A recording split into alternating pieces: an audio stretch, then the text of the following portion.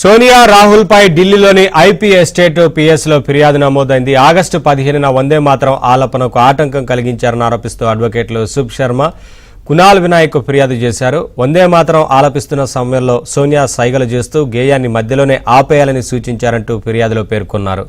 Rahul Vande Mataram పాడలేదని video ఆధారాలను ప్రస్తావిస్తూ ఫిర్యాదు చేశారు.